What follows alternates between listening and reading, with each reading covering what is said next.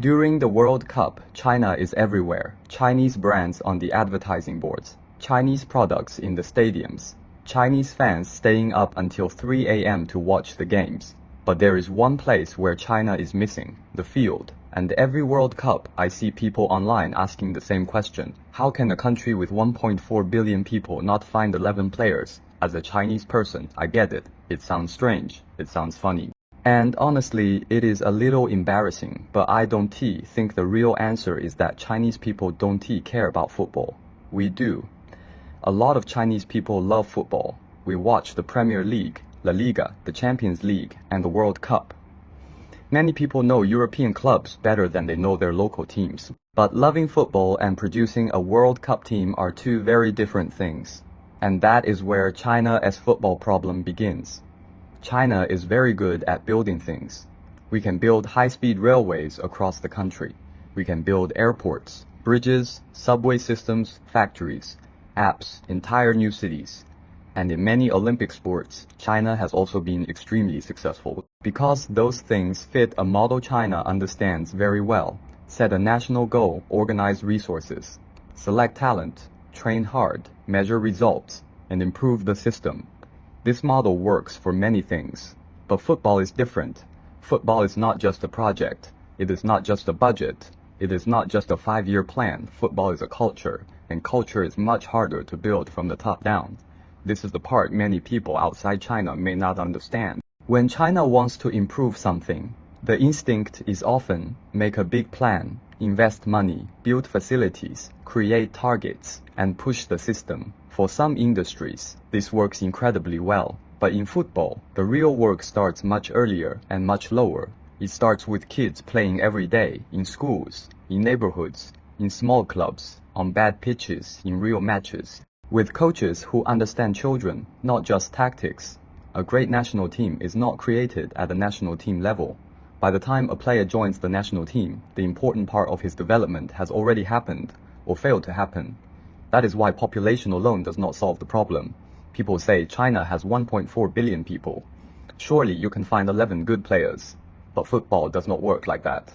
India also has a huge population, but it is not a football superpower. Croatia has fewer than 4 million people, but it reached a World Cup final. Uruguay is a small country, but football is part of everyday life. The question is not how many people you have. The question is how many children grow up inside a real football environment. In China, many children like football, but liking football is not the same as living inside football. For many Chinese families, education comes first. Always, and honestly, I understand why. In China, exams are not just exams. They can decide your school, your job, your city, and sometimes your whole future. So if a child spends too much time playing football, parents will ask very practical questions. What if he does not become a professional player? What if he gets injured? What if his grades fall behind? What is the backup plan? These are not stupid questions. They are rational questions in a very competitive society. So football becomes a hobby. But to create elite players, football cannot only be a hobby. It has to become a serious pathway. And China has never built that pathway well enough. There is school football. There are youth academies. There are professional clubs. There is the national team. But these parts have often felt disconnected. The system can look big from the outside, but still be weak inside. Then there is the professional league. For a while, the Chinese Super League looked ambitious. Clubs spent huge money on foreign stars and famous coaches. From the outside, it looked like Chinese football was rising. But now I think that period also showed one of the biggest mistakes. China tried to buy football progress, but you can buy attention, you can buy famous names. You can buy a more entertaining league. You cannot buy a football culture overnight. Foreign stars may improve the league for a few years, but they do not automatically create better Chinese players. They do not automatically fix youth coaching. They do not automatically make children play more matches.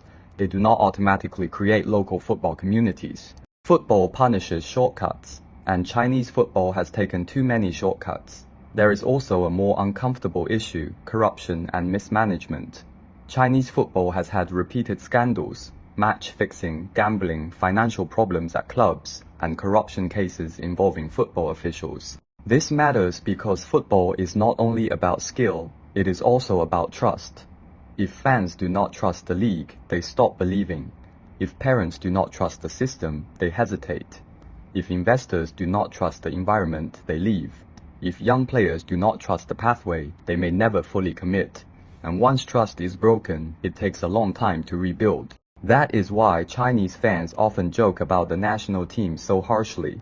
The jokes are funny, but they come from disappointment. Because people do care. If nobody cared, nobody would be angry. The painful part is that China is not bad at football because the country is too poor, too small, or too isolated. China is a huge country with money, infrastructure, fans, and ambition.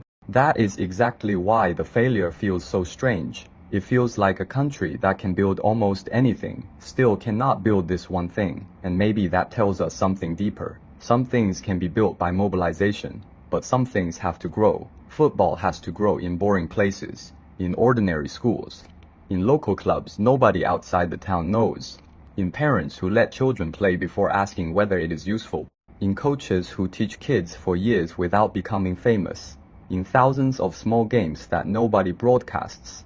That is where football countries are made.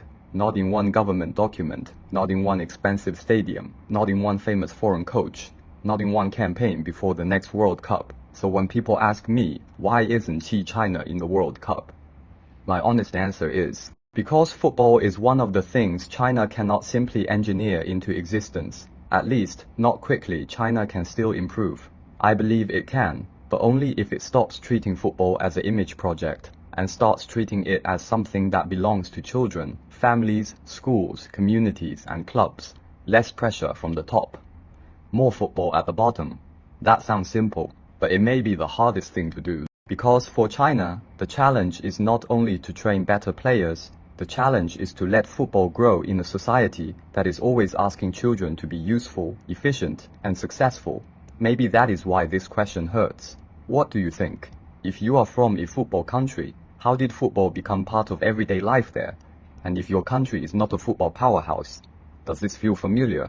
Also, tell me which team you support in this World Cup. I am curious to see where everyone is watching from.